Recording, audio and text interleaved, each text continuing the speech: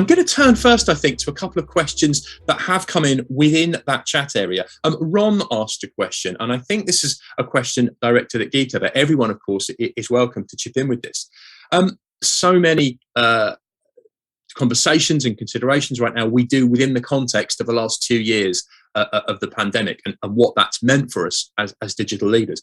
And Ron's question is, would you have achieved what you had achieved without COVID? Geeta, you told us quite an impressive story there. How did COVID affect that, positively or negatively? Yeah, like I replied in my chat, I would have, my target was eight times volume, right? That is what I committed in my my charter with my steering committee. So die, I would have done it anyway, right? So there is no question of not meeting my KPI. That's my personal target. So 8 times the volume, somehow I would have got it. But if you see, interestingly in my chart, pre-COVID, even in February, as soon as we increased the awareness and in the awareness went on to the desire stage, the 8 times volume came in that report, and I was stunned when I saw that for the first time. I had to go and look at the data again to see if I've messed up somewhere. So that was eye-opening for us. So that desire is very important. Like, what did we do in desire? We started, targeting those companies who are actually digitally forward, right? Especially the sales companies. They would want to invest in digital things when compared to a factory business unit. Right? So we got them together. We set up digital champions with them. Then we promoted within their organization. We increased the usage there, and we took those success stories. We published those volumes in our regional forums. So whereby when there are 73 business units which are participating, and 3 of them are their success stories are showcased, that creates a desire for other people, for other MDs of other business units. Hey, what can I do? How then they approach us? Hey, can you please enroll me into this program? So you found it potentially a hurdle, but one that you seem to have overcome really quite successfully. We've heard from some of the conversations we've had in previous sessions when we've been exploring these things in our Asian Futures session, that sometimes people feel that the impact of COVID actually almost has acted as an accelerant towards digital transformation, that the new working environment that we've had to develop for ourselves and our colleagues has almost moved digital transformation along. Tomoko, what are your views? Do you think COVID has been a hurdle or an opportunity for digital transformation and leadership? Yeah, definitely. It's been an accelerator. And we just completed some 2-year research about how organizations responded to the COVID-19 pandemic. And for sure, I think a lot of people would resonate that everybody created sort of short-term digitalization efforts, which may not be translated as digital transformation, but just in order for business continuity, they digitalize their processes and their practices.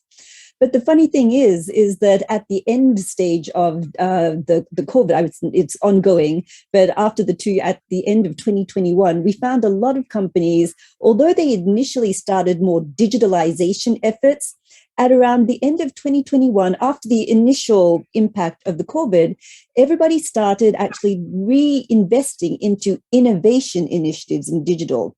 So it seemed like, as a phenomenon, they started with digitalization, but then after the impact of the initial shock, they moved into higher digital transformation efforts. So there is data that shows that digital transformation ended up at a higher state at the latter end of the initial impact of COVID. Seems like a really useful distinction there between the short-term digitization and keeping an eye on that long-term picture. Vicky, what are your feelings? Yeah, I really agree with that. I mean, in the first instance, it was about, quick, we've just got to find a way to manage our business as usual. It was a kind of crisis management situation, and huge jumps were made. I mean, it's really phenomenal when you look back and see how quickly businesses were able to get back up and running in this really unprecedented context.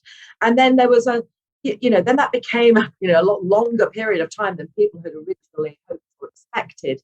And then I think, people were struggling a bit. There was a big sort of focus on resilience as the clock continued to tick on, and people did start to struggle, and so businesses put a lot of effort into sort of supporting well-being and so on as the days and months dragged on. But I completely agree with what Moko is saying. I mean, our experience is that there came a sort of new sort of horizon when they just kind of banked all the change that had been done and started looking at, okay, so actually, outside of that crisis moment, and then outside of just trying to keep people going and manage their well-being, where are we now, and what is the next step that we want to take? And I guess there was a lot of talk at that point about the new normal.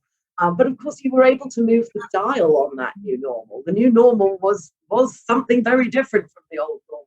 That's what I'd like the statement to say. There really was an opportunity to think about how do we want to reconfigure, our business. Thanks for that. I want to bring things back now, I suppose, just back to basics, because we've heard so much now about meeting the challenges of being a digital transformation leader.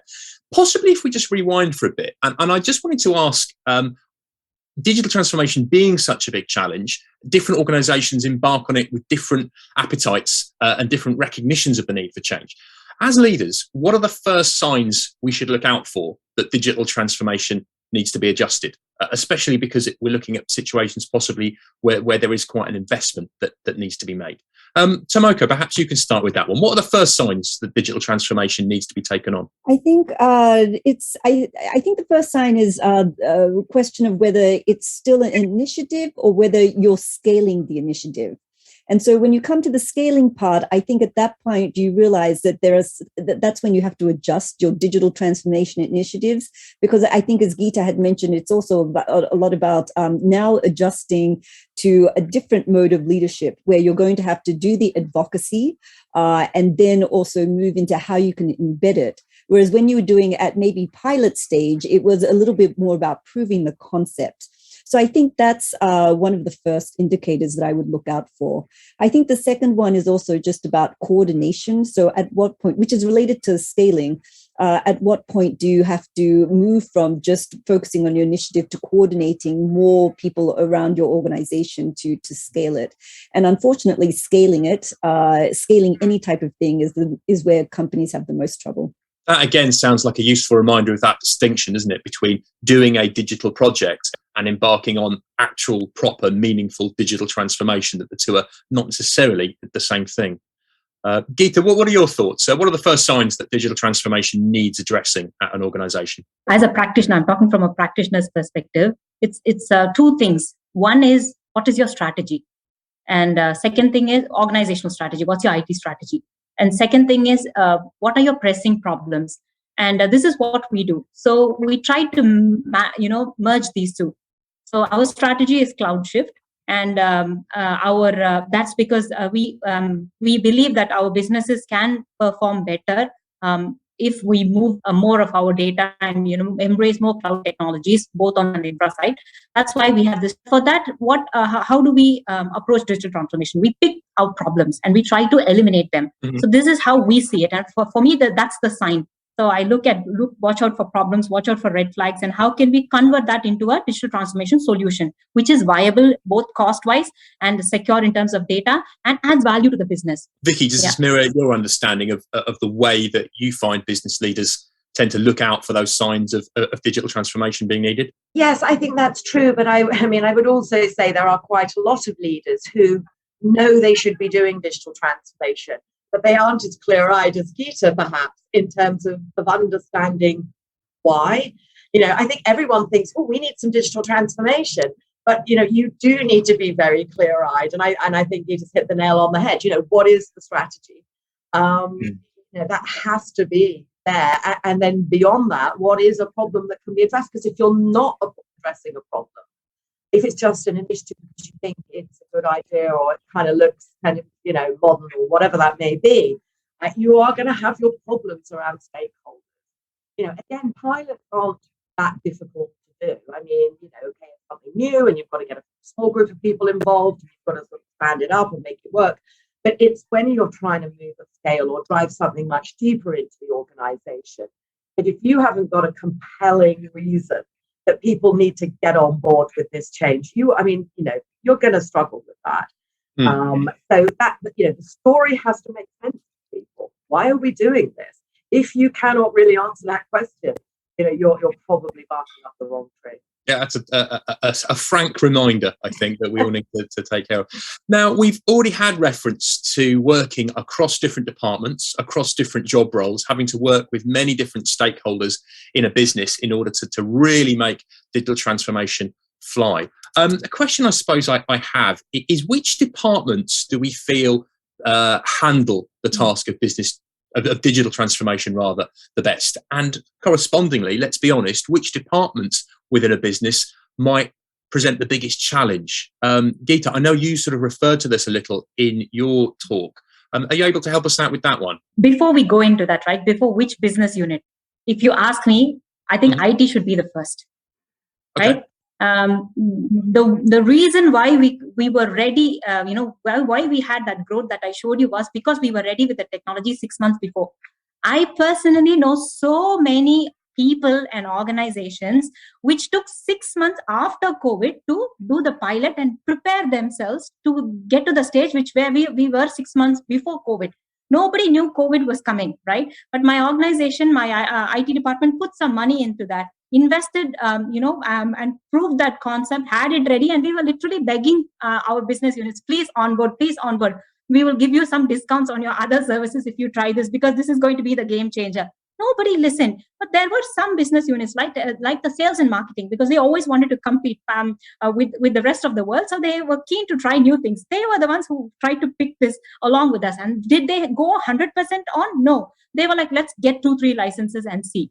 So even there, right, there is that disparity. So to bridge that, I feel that IT should be the investor. Every year, IT should have some budget for this kind of investments to prepare ahead and prepare for the future. And that's the first thing. Second thing is, the other business units I feel are the ones which have some investments like R&D, like sales and marketing in our case, and those which have high regulations for confidentiality and compliance. So legal, for example, they are the organizations which tend to invest in these things. This is just my 2 cents on this. Now, that's a really useful prioritization. I think a lot of us nodded when you said IT comes first, because they then support the rest of the business. But then the idea that those high regulatory focused business units, they're possibly next in line.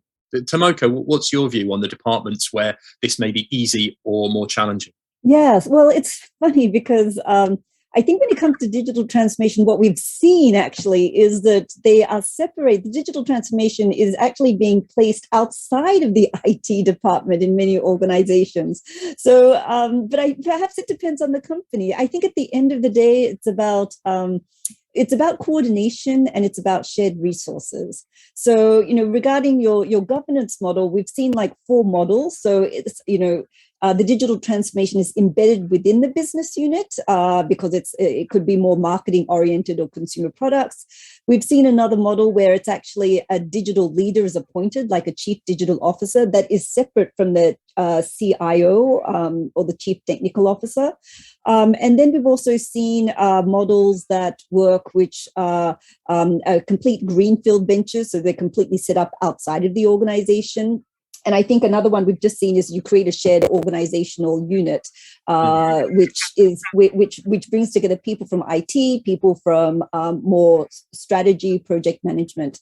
So there are 4 models, and I think it really depends on the organization. Right, but interesting there, you pointed out a model that cuts across those silos. I know Justin earlier was asking about silos, rather than treating each different business unit as a challenge. The idea of cutting across those, pooling people together to get this dealt with.